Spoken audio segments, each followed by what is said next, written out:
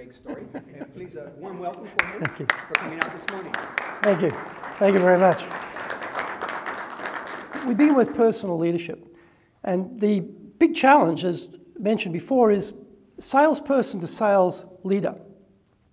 What got you to be selected to be a leader is not what you need to do now that you are the leader. But it's very hard as a salesperson to switch gears and go from being the salesperson to one responsible for other salespeople. The things that worked for you may not work for others. And so as you see here, the needing to be liked, salespeople basically feed off the energy of others for the greater part. They're usually extroverts or driver types normally. And they want to get that relationship going. But when you're a colleague and then you become the boss, it's not about being liked anymore. It's about being respected because you have a different role to play. But it's not so easy to just switch that and say, okay, now I'm the leader, I'm going to be respected, I don't need to be liked. You're still the same salesperson. You want to be liked. And we look here, we look, say, recognition.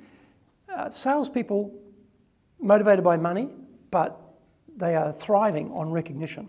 That's why they love sales contests. When we do sales training, there's one part we get to the sales contest. Every person who's in that course, who's a salesperson, wants to win the competition. It's amazing how competitive they are. So they want to be recognized. The problem is, with a lot of leadership, not just sales leadership, there's very little recognition actually taking place. So as a leader, you might have been very driven and enjoyed to get recognition, but as a leader, you've got to remember you've got to give that out now. In fact, you've got to give out a lot more than you think, from your point of view, is necessary. Because again, what motivated you may not necessarily motivate the people who are responsible to you. And again, making people happy. You try to be friendly with your colleagues, customers. That's your natural personality. You're a people person usually. But as a leader, you've got to hold people accountable. It's not about are you happy, it's about are you actually producing the things you need to produce for the company. So the viewpoint is a little bit different. And then finally, salespeople hate doing CRM. We're having a discussion earlier about customer relationship management systems. They hate it because it takes them away from the customer. And often what drives salespeople are those human relationships. But then you become the manager, and your customer time, usually depending on the size of your organization, can become quite short. So a lot of things that gave you pleasure are now replaced by paperwork. And so that's a big challenge for salespeople. Now, this very simple definition of sales leadership. The critical words in this sentence are willing cooperation. And everyone has received a copy of the Golden Book from Dale Carnegie, and there are 30 human relations principles and 30 stress management principles in this book. And how to get willing cooperation is in that first 30 of human relations principles. You really want people themselves to be suggesting ideas, stepping up, volunteering to lead projects, taking initiative, coming up with innovative ideas. We always have this dilemma between focus on the people and then the process. As I said before, the administrative burden, the recording burden, the process we need to make sure the system is capturing what's happening from a compliance point of view, what's happening from a sales point of view, what's happening about the customer, getting that into the system. That takes time. Salespeople like to be with people. That's why they're salespeople. They don't want to be with administrivia. They avoid that. But as a sales leader, you have to balance that out. If you just go work with the people all the time and then you don't take the process into consideration, that's when you're going to have problems later on. Where's the information? Is it correct? Is there an issue around defects? Is there a quality issue? The other part we see here is between doing and leading, and this is very hard to turn this off, and I'll talk about this in a minute. You have been doing, and now you've got to do through others. But the others may not be as smart as you, may not be as motivated as you, may not have as much experience as you, may not be as willing as you are.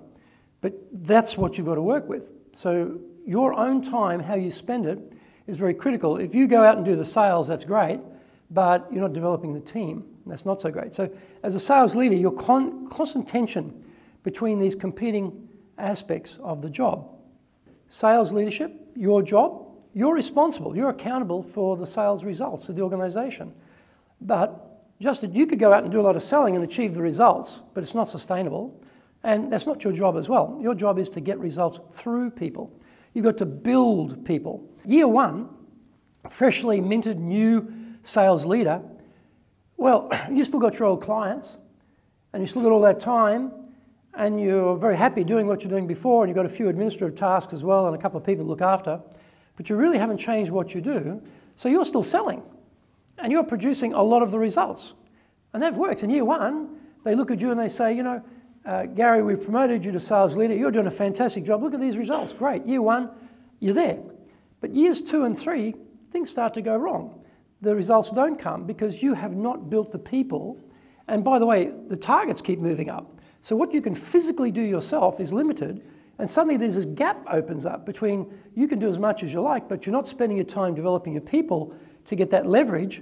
And then goal and achievement starts to broaden out. So as a sales leader, you've got to be very, very disciplined about where the time is spent in building your people to get leverage rather than you being the one who carries it. We've got to keep this trap in mind as we're guiding sales leaders into the job. And you see vision at the top there.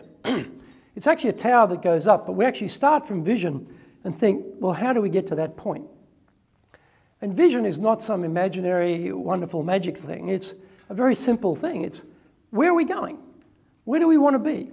That's it. Now, if your team in any leadership position don't know that, well, it's very hard to get there if you don't know where you're going. And you as a leader need to make that very clear. The problem is, why would they care? Where's the trust factor here? If you haven't built the trust with the team, why do they care what the vision is? There's no ownership for them. And then part of that, as we see here, is the trust is maybe not built because the relationship isn't developed. A relationship to build trust, to get them to buy into your vision, requires time. And if you don't devote that time, it doesn't happen. And then, of course, communication. And we've got formal and informal. The formal part is quite easy. Performance review, 6 monthly. You know, weekly meetings, very formal, very easy. Those are easy parts of communication. It's the informal parts. And it's not that people can't do it, it's a matter of the time. Do you have lunch by yourself and read the paper or read your magazines or catch up on the American Chamber Journal or whatever it is you're reading? Or do you spend time having lunch with your team?